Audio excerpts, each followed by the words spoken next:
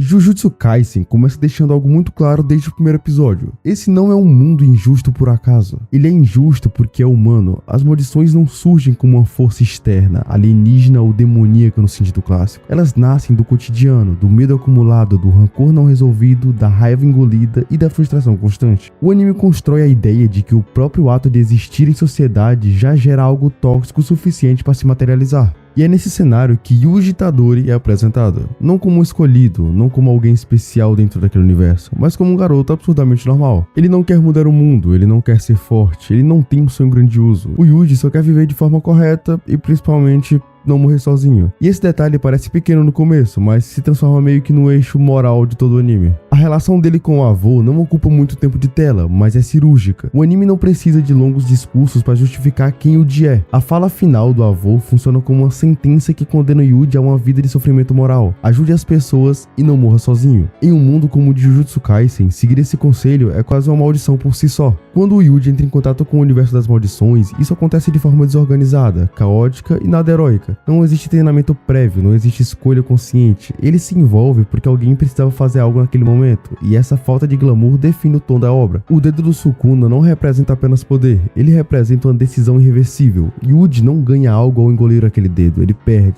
Ele perde o controle do próprio corpo, da própria sentença de vida e da própria liberdade. O Sukuna não é um aliado inconveniente, ele é uma ameaça constante, uma presença que existe apenas para lembrar o Yuji de que aquele erro não pode ser desfeito. A convivência entre os dois não é simbólica. Sukuna não ensina, não aconselha, não evolui junto. Ele observa, provoca e espera o momento certo para causar o máximo de dano possível. Isso cria uma tensão contínua que diferencia Jujutsu Kaisen de outros shonens. O maior perigo do protagonista não está fora, está dentro dele. A introdução do Megumi serve para estabelecer um contraste direto. Enquanto Yuji acredita que todas as vidas têm o mesmo valor, Megumi já entende que o mundo não funciona assim. Ele aceita que algumas pessoas não podem ser salvas. E essa aceitação não vem de frieza, mas de experiência. Megumi já viu demais para se iludir. Esse conflito ideológico não é tratado como certo ou errado. O anime deixa claro que ambos os pontos de vista têm falhas. O Yuji é moralmente admirável, mas ingênuo. O Megumi é realista, mas emocionalmente reprimido. O choque entre os dois constrói boa parte da identidade do anime. A Nobara entra quebrando expectativas. Ela não existe para suavizar o grupo nem para ser o alívio emocional. Nobara é agressiva, direta e extremamente consciente de quem ela é. Ela não pede permissão para existir naquele espaço e não aceita ser diminuída. Sua presença reforça que força naquele mundo também é identidade e convicção. O Colégio Técnico de Jujutsu, apresentado como um centro de treinamento, rapidamente se revela apenas como um ponto de passagem para missões que ninguém está pronto para enfrentar. Não existe sensação de proteção, os professores não romantizam o perigo, e os alunos não são tratados como especiais, são descartáveis. E isso fica implícito o tempo todo. Satoru Gojo surge como uma anomalia, ele é carismático, confiante e absurdamente poderoso, mas o anime deixa claro desde cedo que ele não representa o padrão, ele é a exceção que sustenta um sistema quebrado, e esse detalhe vai cobrar seu preço mais tarde.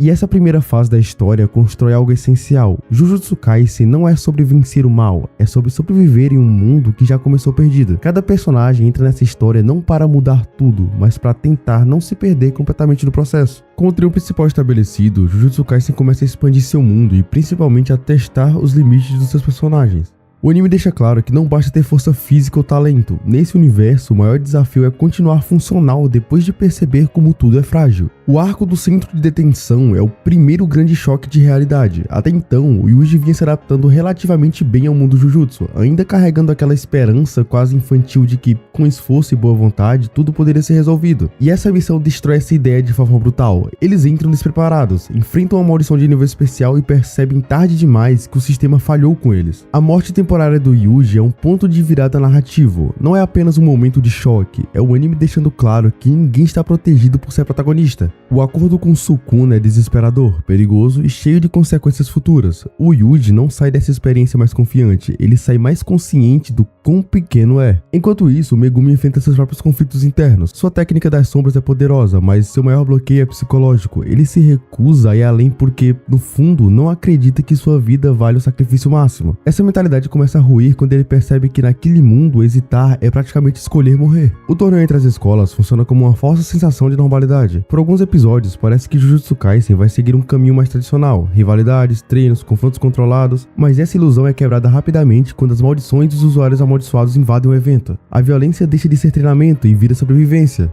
E é nesse ponto que o Mahito começa a se destacar como antagonista. Diferente de Sukuna, que é destruição pura, o Mahito é perverso de forma curiosa. Ele quer entender a alma humana, testar limites e brincar com vidas como se fossem experimentos. Ele não odeia, ele se diverte. E isso que o torna assustador. O confronto entre Mahito e Nanami aprofunda a temática do anime. Trabalhar dentro de um sistema quebrado cobra um preço psicológico enorme. O Nanami representa o adulto cansado, alguém que já tentou fugir daquele mundo, falhou e voltou apenas para cumprir seu papel. Ele não é um herói, é alguém que continua porque alguém precisa continuar. A primeira temporada se encerra com uma sensação incômoda. Os personagens cresceram, ficaram mais fortes, mas perderam algo no processo. Jujutsu Kaisen deixa claro que evolução ali nunca vem de graça. Cada vitória carrega culpa, trauma e dúvidas. Começando a segunda temporada, antes de Shibuya existir, antes do caos aberto, antes do colapso do sistema Jujutsu, tudo começou com uma pergunta simples: quem merece ser protegido? E é exatamente isso que o arco do passado de Gojo e Geto tenta responder, não com discurso, mas com tragédia. Satoru Gojo, nesse ponto da história, ainda não é um homem isolado e intocável que conhecemos. Ele é confiante, provocador e extremamente poderoso, mas ainda é humano. Ele ri, se diverte, provoca, porque ainda acredita que sua força é suficiente para resolver qualquer coisa. Ao lado dele está Suguru Geto, alguém igualmente talentoso, mas muito mais reflexivo. Enquanto Gojo confia no poder, Geto confia no propósito. E os dois formam o ápice do Jujutsu moderno. São tratados como armas estratégicas, mas também como estudantes. E é exatamente aí que mora o problema. Ninguém prepara adolescentes para carregar o peso do mundo. A missão de proteger Riko Amanai surge como algo quase burocrático. Mais uma tarefa, mais uma responsabilidade. Só que Riko não é um objeto. Ela é uma garota comum, com medos, sonhos, desejos simples. Ela não quer morrer, ela quer viver. E o anime faz questão de mostrar isso, justamente para que a perda doa mais. O ataque de Fushiguro Toji não é apenas um choque de força, é um choque de realidade. Pela primeira vez, Gojo falha, pela primeira vez o mais forte cai, e isso muda tudo. A ascensão posterior de Gojo ao domínio absoluto não vem como vitória gloriosa, vem como uma reação traumática. Ele ultrapassa limites porque percebe que confiar apenas na sua própria superioridade não basta. Enquanto Gojo sobe, o Geto desce, e essa é a parte mais dolorosa desse arco.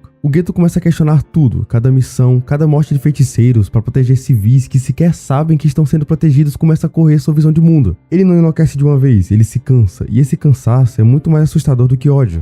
A queda de Geto não é sobre maldade, é sobre lógica distorcida. Ele chega à conclusão errada por caminhos compreensíveis, e quando ele finalmente cruza a linha, não há volta. O rompimento entre ele e Gojo não é uma explosão, é um silêncio pesado. Dois amigos que seguem caminhos opostos porque o mundo não permite outra escolha. E esse arco existe para deixar claro que o desastre de Shibuya não começa em Shibuya. Ele começa aqui. E tudo que Jujutsu Kaisen construiu até aqui converge para uma única noite, onde absolutamente nada funciona como deveria. O plano das maldições é simples, cruel e eficiente: tirar Satoru Gojo do jogo, porque enquanto ele existir, não há equilíbrio real, há apenas contenção forçada. O selo de Gojo é o momento mais simbólico do anime, não é apenas a derrota do personagem mais forte, é o fim da sensação de segurança. A partir desse ponto, o mundo entra em um modo de sobrevivência. Não existe mais se algo der errado, Gojo resolve. Já o Yuji, nesse arco, ele enfrenta sua maior punição psicológica. O Sukuna assume o controle e massacra centenas de pessoas. O anime não suaviza isso, não corta rápido, não alivia, ele faz questão de mostrar o peso. Yuji assiste, ele sente, ele entende que viver significa carregar isso pra sempre. O Nanami retorna ao centro da narrativa com a personificação do desgaste absoluto. Ferido, cansado, traumatizado, ele continua lutando não por esperança, mas por responsabilidade. Sua morte não é grandiosa e é exatamente por isso que é devastadora. É o fim de alguém que já estava quebrado há muito tempo. Nobara enfrenta Mahito e paga um preço altíssimo. O anime não oferece fechamento imediato, não dá tempo para o luto. Ela simplesmente tira o chão do espectador, reforçando que ninguém ali é intocável.